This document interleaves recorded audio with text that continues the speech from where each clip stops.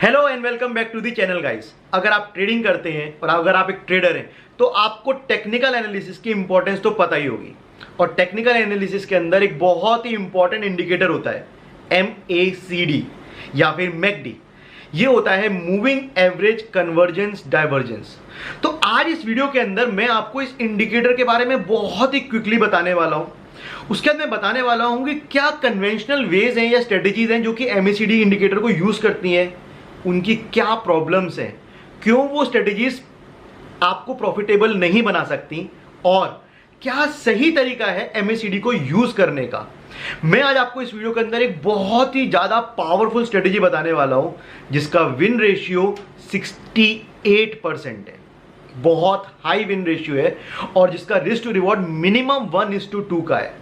मैं आपको live examples दिखाऊंगा, पर उससे पहले बहुत क्विकली हम समझते हैं कि what is actually MACD indicator. तो MACD मतलब मूविंग एवरेज कन्वर्जेंस डाइवर्जेंस, वो कैलकुलेट होता है दो मूविंग एवरेजेस से। एक है 12 पीरियड का एक्सपोनेंशियल मूविंग एवरेज और दूसरा है 26 पीरियड का एक्सपोनेंशियल मूविंग एवरेज।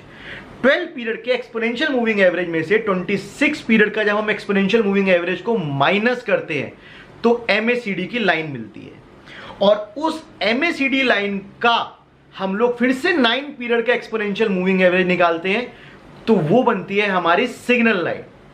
तो बेसिकली MACD जो है वो मूविंग एवरेजेस का रेट ऑफ फ्लो देख रही है। आपका जो 12 पीरियड का एक्सपोनेंशियल मूविंग एवरेज आप उसको कह सकते हैं कि that's a fast moving average. 26 period का मूविंग एवरेज को आप कह सकते हैं it's a slow moving average. तो ये फास्ट मूविंग एवरेज और स्लो मूविंग एवरेज की स्पीड्स को जहां पर इंटरचेंज हो रही है, कहां एक दूसरे का क्रॉस ओवर हो रहा है, उसको ये मेजर कर रही है। अब इसके बेसिस पर बहुत सारी स्ट्रेटेजीज ऑलरेडी लोगों ने बना रखी हैं जो कि काफी सिंपल स्ट्रेटेजीज हैं, पर उनमें बहुत सारे फ्लॉज हैं।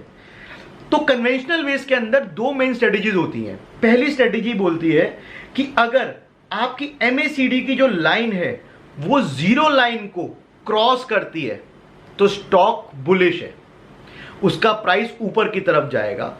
अगर MACD की लाइन जीरो लाइन को नीचे की तरफ क्रॉस करती है तो स्टॉक जो है वो बेरिश है, स्टॉक अभी डाउन ट्रेंड में जाएगा।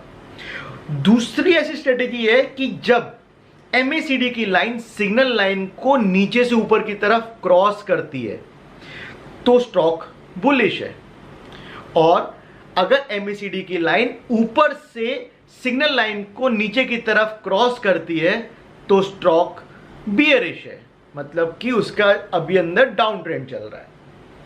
अब इस स्ट्रेटेजीज के अंदर क्या प्रॉब्लम है?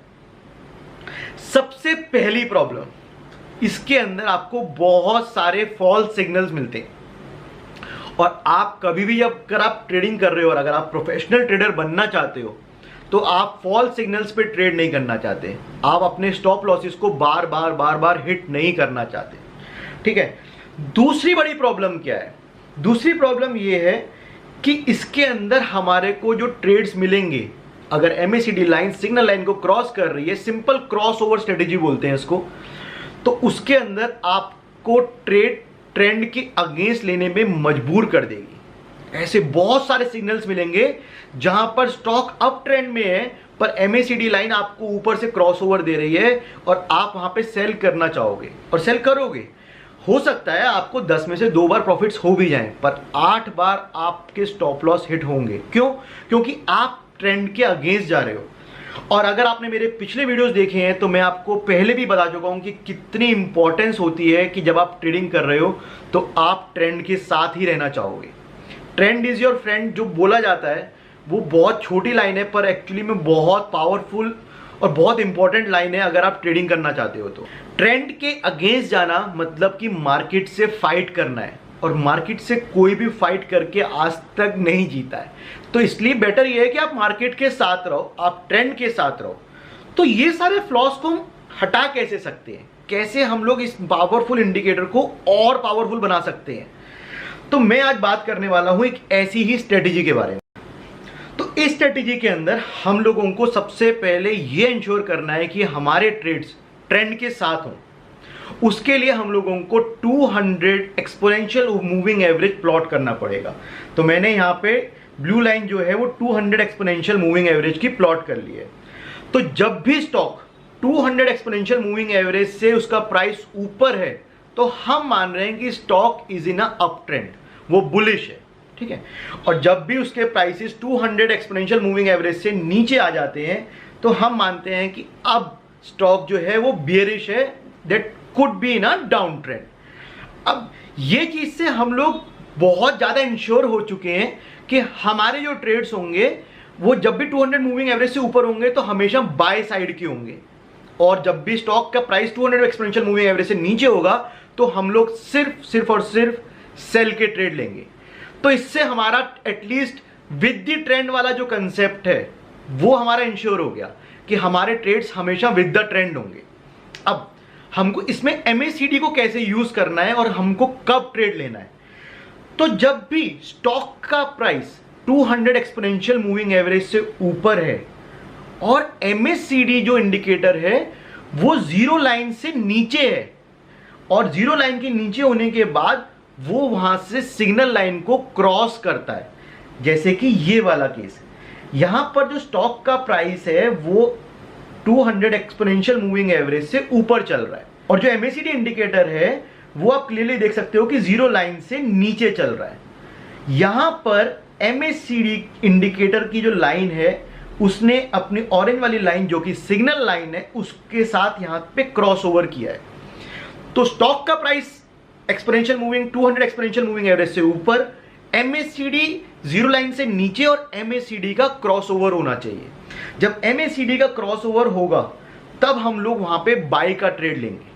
अब मैं आपको ऐसे 3 या 4 एग्जांपल दिखाता हूं जिसके अंदर डिफरेंट टाइम जोन्स हैं या डिफरेंट टाइम फ्रेम्स हैं, 1 डे का, 1 आवर का, 15 मिनट्स का, और वहां पर ये स्ट्रेटेजी कितना स्मूथली काम करती है मैं आपको लाइव एग्जांपल दिखा। तो सबसे पहला एग्जांपल है यहाँ पे ऑरो फार्मा का, जो कि 1 डे के टाइम चार्ट पे मैंने लगा रखा है।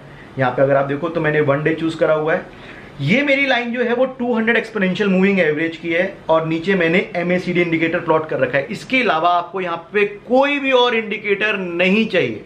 अब स्टॉक क्योंकि 200 एक्सपोनेंशियल मूविंग एवरेज से ऊपर की तरफ चल रहा है, अब ट्रेंड में है, तो हम लोग अब ट्राई करेंगे कि MACD का हम लोग सिग्नल देखें कि कहां पर वो जीरो लाइन से नीचे था और क्रॉस ओवर हुआ। तो अगर आप यहां पर देखो, यहां पर उसने क्रॉसओवर दिया, MACD ने सिग्नल लाइन को नीचे से ऊपर की तरफ क्रॉस करा। MACD की लाइन जो है वो जीरो लाइन से नीचे है पर स्टॉक 200 एक्सपोनेंशियल मूविंग एवरेज से ऊपर है। ऐसे केस के अंदर आप यहां पर एक ट्रेड सेटअप लोगे इस पॉइंट पे, मैं इसको बड़ा कर देता हूं। आप यहां पर इस पॉइंट पे ट्रेड लोगे, आपका स्टॉप लॉस नीचे वाले लेवल का जो सबसे लोएस्ट उसने स्विंग बनाया है उससे थोड़ा सा नीचे बनाओगे, और आपका जो टेक अवे प्रॉफिट है वो स्विंग हाई के बराबर होगा, मतलब यहां पर। और आप देखो कि यहां पे जब हमने ट्रेड लिया, इस पॉइंट पे हमने ट्रेड लिया था, वहां से ट्रेड कितना प्यारा ऊपर मूव करा है। आपका जो स्टॉप लॉस है वो बहुत ही छोटा है, आपका जो टेक अवे का प्रॉफिट है वो बहुत बड़ा है, आपका रिस्क टू रिवॉर्ड यहां पे एटलीस्ट 1:3 या 4 टाइम्स है।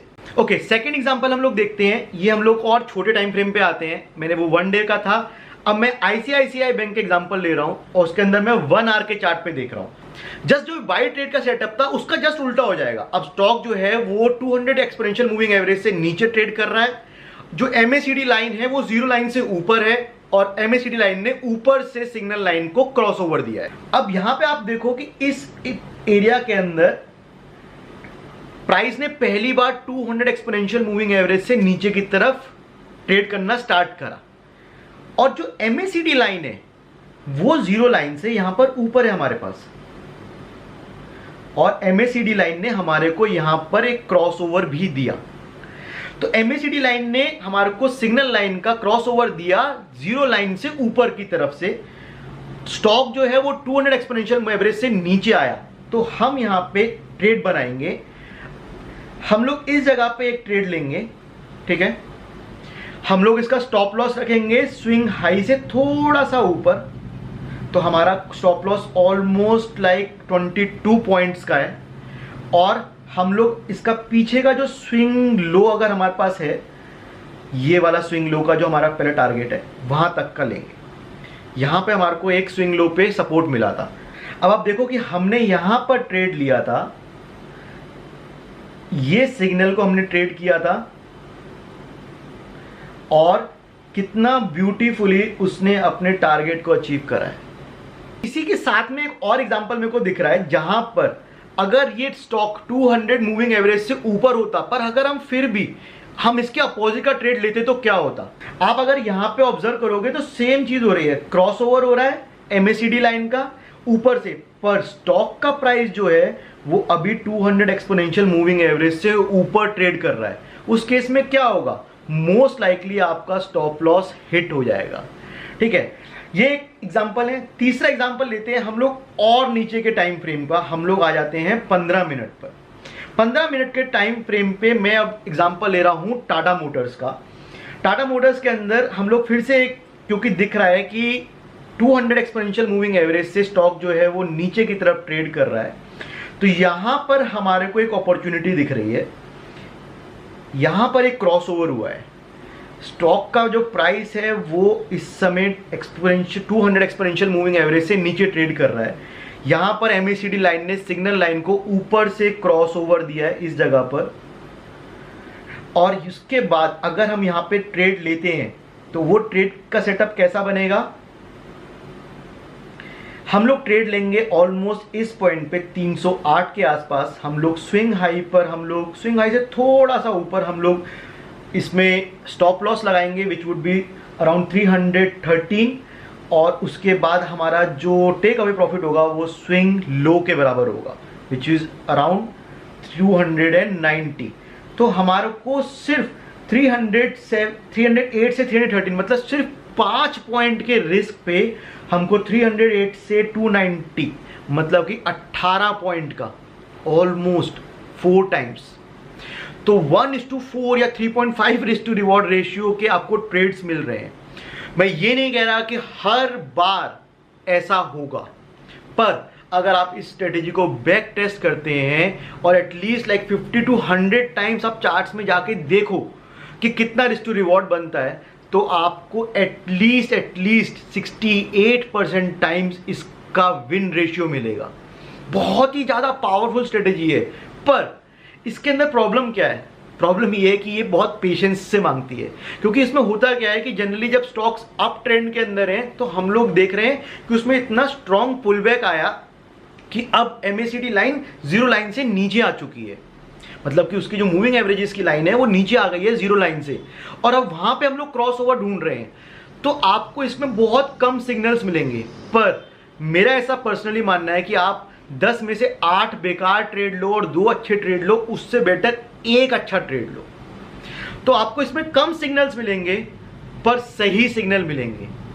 एमएसीडी अगर आप सिंपल हर एक क्रॉस ओवर पे ट्रेड करने लगोगे तो आपके मोर देन लाइकली चांस है कि आप स्टॉप लॉस हिट कर रहे होगे, और आप नहीं चाहते हो कि आप बार बार अपना पैसा डुबाओ और अपने कैपिटल को कम करो। इसलिए पेशेंटली वेट करो अपने ट्रेड के सेटअप होने का।